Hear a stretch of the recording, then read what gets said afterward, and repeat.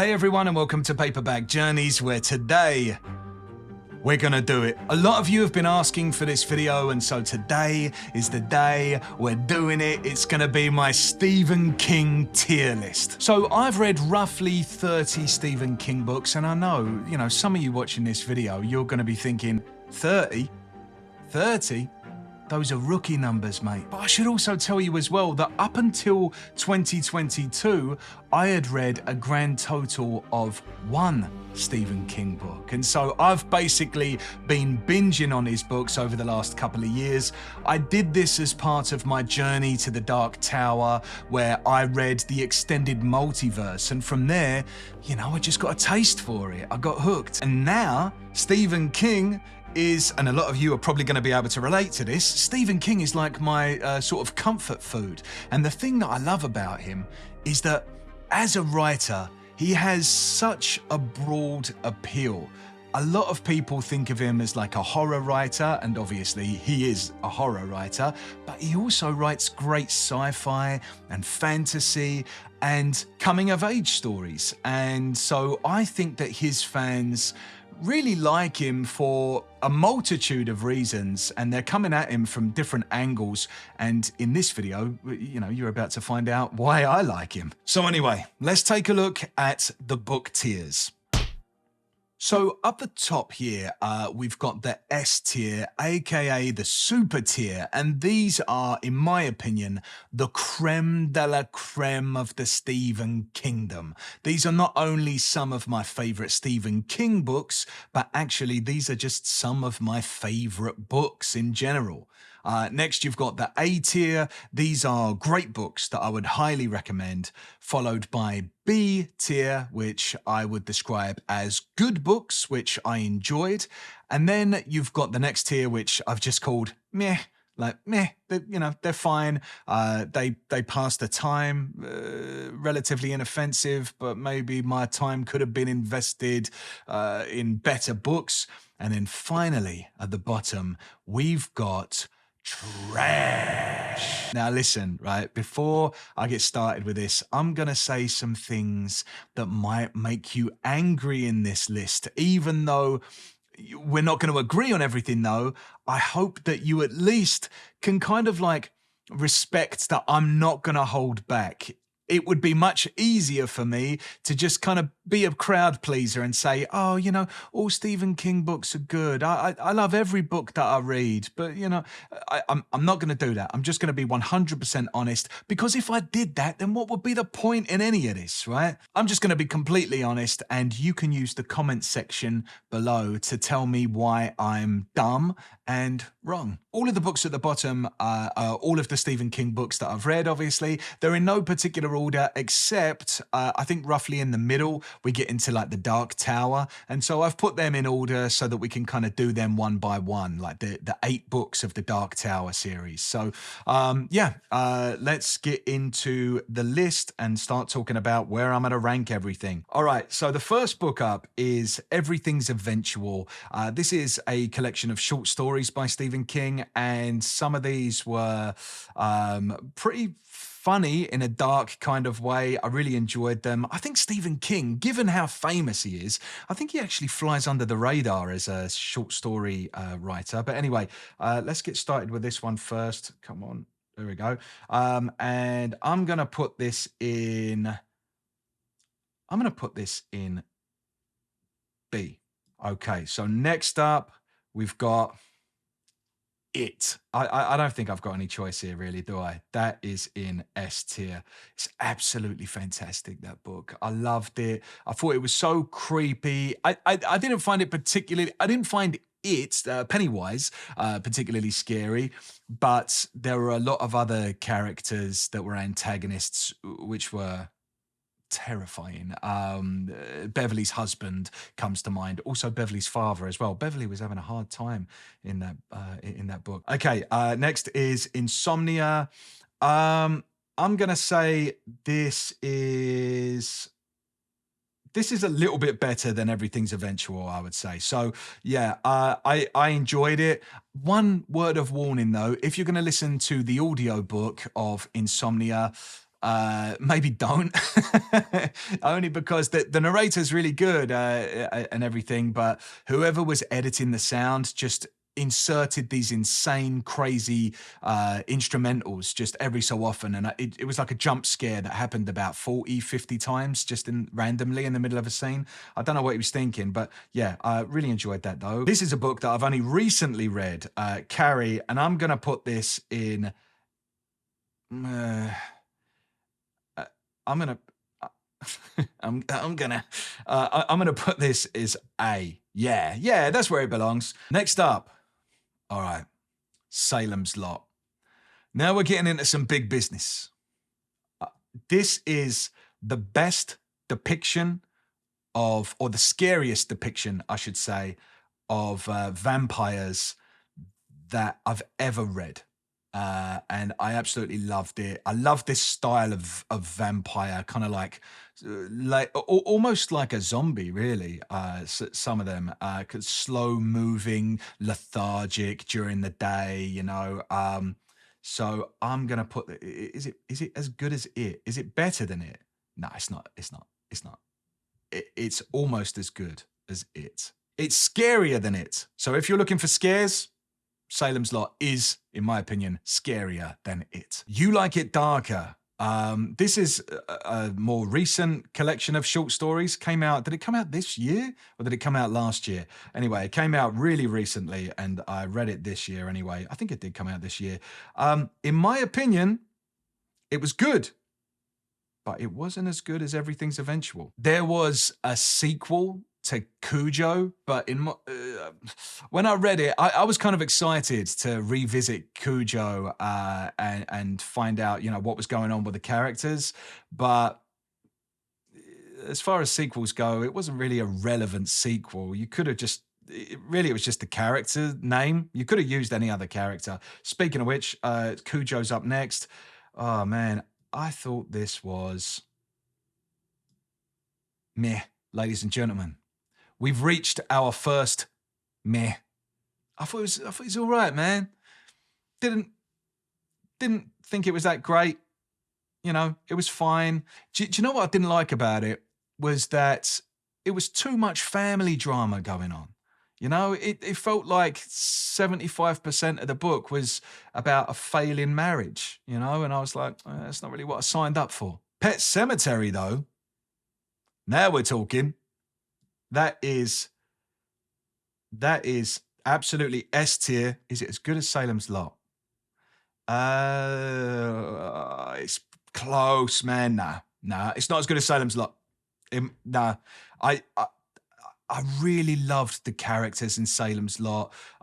Don't get me wrong. I think personally, Pet Sematary is Stephen King's scariest book. I think it's especially moving. Actually, no, I'm not going to say anything. I'm not going to give any spoilers, but I think for some readers, it's going to be especially moving and traumatizing. But yeah, it's definitely scariest, but I just don't think it's as good as Salem's Lot because I just prefer the characters in Salem's Lot, I think. The Shining, man, it's as I'm compiling this list that I'm sort of realizing how many incredible Stephen King books there are. There's nowhere else that you could put it except for S tier. Is it better than Pet Sematary? Is it better than Pet Sematary? Yeah. It's better than Pet Sematary. Yeah. Feels weird to not have Pet Sematary a bit high. I mean, don't get me wrong, it is S tier. That means it's absolutely goated, you know, but all right. Okay. Now, we've come to a big moment in the video. This Eyes of the Dragon, and I know I'm going to upset some people, but that's what this video is all about, you know what I mean? Either validating your opinion or just pissing you off so bad. This is where the people get pissed off because this is trash. I really didn't like Eyes of the Dragon. I know that this is some Stephen King fan's favorite book. For me, it was just too much like a fairy tale, you know? And I know that's literally what it is. It was written with Stephen King's daughter in mind when I think she was like maybe 12 or something like that. He wanted to write something specifically for her, and this is what he came up with. yeah, it's just not for me. That sort of thing, once upon a time sort of thing, it's not for me, man. I didn't even like fairy tales when I was a little kid. Next up is Hearts in Atlantis. So I'm gonna put this in. I'm gonna put this in. Meh. Yeah, I'm gonna put this in meh. But you should bear in mind that I'm looking at this as an entire collection, and so I really liked the first novella in this collection, which was Men in Yellow Coats. I thought that was great. And I thought it was really good as part of my journey to the Dark Tower. I really enjoyed that. But the other stories that were in it, I didn't care that much about. I didn't really care about the featured title, Hearts in Atlantis. Didn't care about that one very much. Okay, next up, we've got Rose Madder. I need to think about this one, man, because I absolutely loved, I can't remember his name now, but the villain in this story, Rose's husband. I say I loved him. I didn't love him. He was an awful person, right? So I didn't love him in that way, but I just found him to be one of the scariest, most anxiety fueled antagonists that I've ever read, and every time that it seemed like he was gaining on her, I really was very nervous for Rose.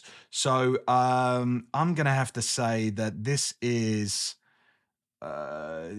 good, but it's on the lower end of good. You know, I enjoyed it. Desperation, I think that started really good, and then progressively I think got a little bit less interesting as certain things were revealed about the antagonist. So, but you know, it was good though. I enjoyed reading it. So I'm gonna say yes, good.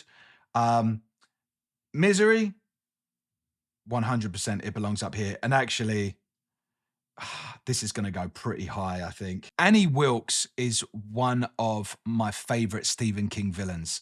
So she's just so funny. She's so, like, you never know what she's about to do. She's so unpredictable. And because she's so unpredictable, that makes her extra terrifying. I felt as though I was, you know, strapped to the bed myself, and just looking at her like, kind of, what are you going to do, Annie? Are you in a good mood today, or you in a bit of a bad mood? Like, how can I make you happy? I just felt so scared for Paul Sheldon in that book, man. By the way, before I forget this, I'm going to be releasing a video where I rank Stephen King's villains, and if you'd like to see that, then please don't forget to hit the subscribe button, hit the notification bell as well, so that you can get notified when that video comes out. All right, let's get on with the list. Next up, The Gunslinger. Okay, so now we're coming into the Dark Tower books, and this is where I'm going to split some more people's opinions, because everyone's got their favorites in this series if they've read it. The Gunslinger is definitely one of those divisive books where some people think it's great, just a great introduction, and some people even said to me, you don't even need to read The Gunslinger. I was like, you're mental. I'm definitely reading the first book in the series if I'm going to read the extended multiverse, you know? So anyway, I personally think that The Gunslinger is good, and then actually gets really good as you sort of reflect upon it as you go further into the series. I know that's going to split some people, but yeah, I thought it was good. In fact, do you know what? It's above Carrie. It's above Carrie. That it might be because I've finished the series now, and now I'm looking back and going like, oh, that actually, yeah, getting to meet Roland, you know, that was great. But yeah, I thought it was good. Okay, next up is The Drawing of the Three. This is S tier, definitely. Am I putting too many in the S tier? I think I might be, but it's S tier, but it's at the bottom of the S tier because and again, I'm not going to give any spoilers because this is a book series, right? But there is a character that I got to meet in the second book, and I think it was when we were introduced to this character. He's one of my favorite Stephen King characters. When we were introduced to this character in The Drawing of the Three, I thought it was some of the best writing that I've ever seen Stephen King put out there. So it's still, so it is S tier, but it's at the bottom of the S tier because all of these others are just absolute standalone classics. Do you know what I've just realized on this list? I've just realized that I haven't got The Stand on here. Okay, I'll add that. I'll add that on when we get to the end. So I guess we'll put The Stand at the end. All right, anyway, so next up is The Wastelands. I'm going to say that this was good and actually better than The Gunslinger. You can see how much I like The Dark Tower, can't you? Next up is Wizard and Glass. I'm going to say that this is pretty high, yeah. All right, now, get ready to be annoyed again. When I read the Dark Tower series, I read it in this order, basically. So I read the Gunslinger, The Drawing of the Three, The Wastelands, Wizard and Glass, and then I read The Wind Through the Keyhole. A lot of you are going, well, you shouldn't have read that one until the end because you should have read it in order of publication. I didn't know that at the time. Don't get so angry at me. This was advertised as book 4.5. So if they didn't want me to read it in that order, they should. I bought it as a complete collection, right? So I just picked them up off the shelf, sort of in order. This is a problem with the marketing department. All right. Anyway, that's trash. It's one of the worst Stephen King books I've ever read. Remember the deal we made at the beginning of the video. Remember. You remember you said you were gonna respect me for being honest? Remember? Bear that in mind. Wolves of the Calla is great.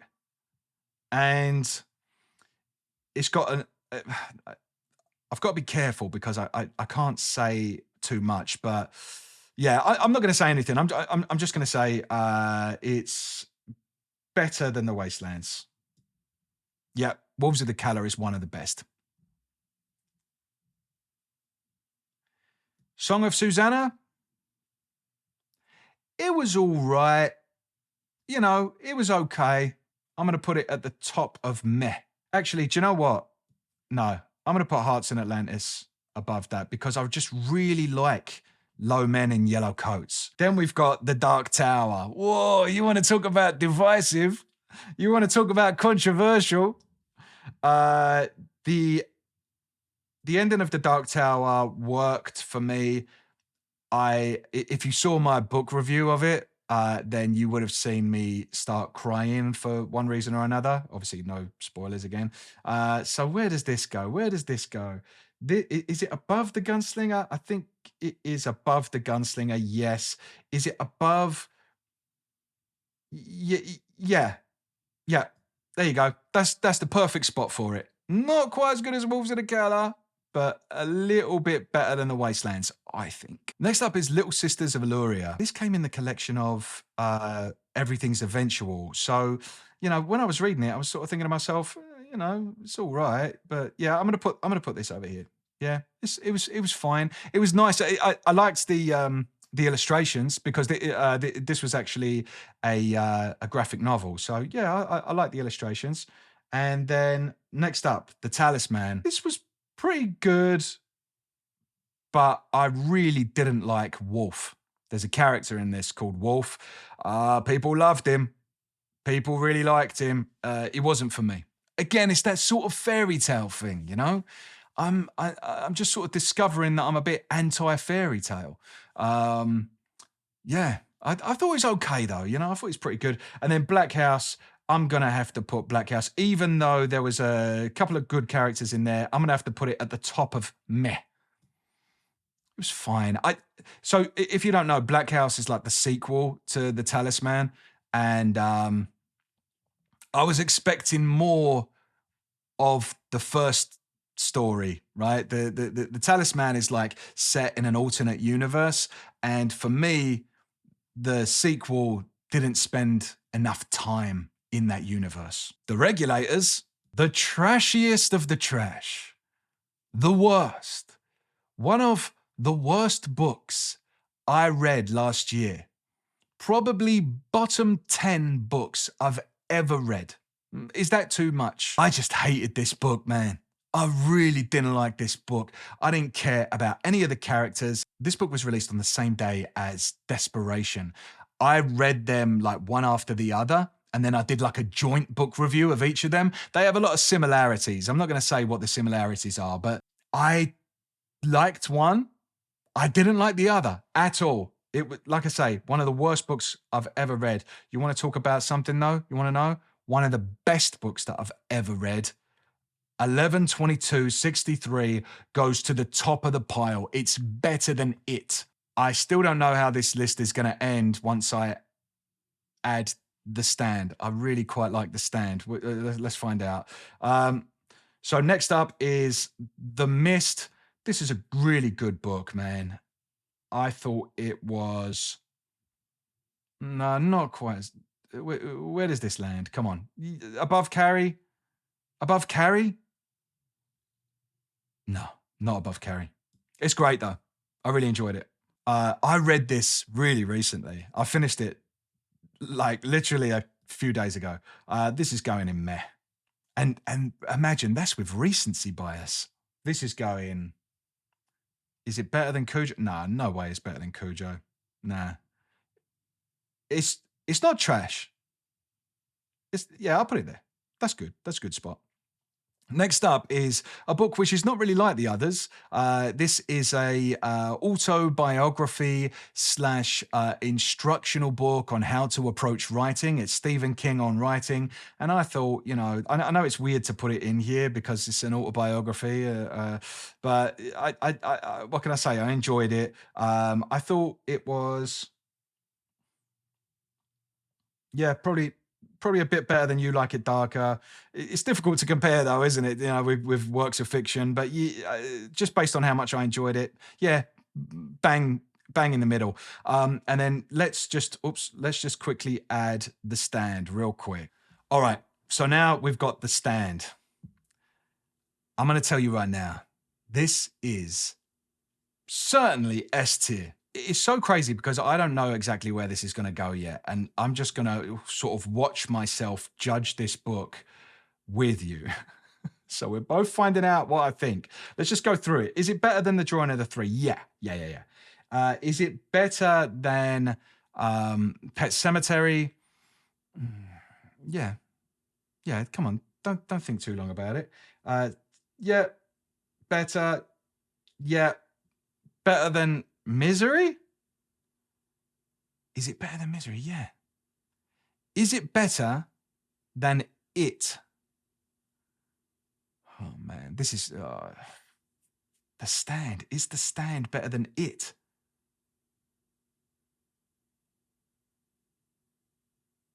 Yeah. The Stand is better than It. Is The Stand better than 11/22/63?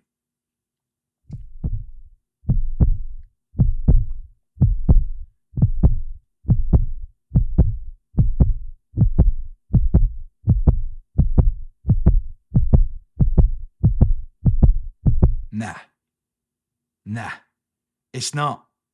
It's not as good as 11/22/63, and that's because 11/22/63 has a much better ending.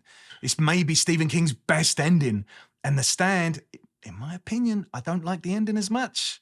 I won't obviously say what it is, but did not satisfy me in the way that I wanted it to, but it was just some of the most intense build-up ever.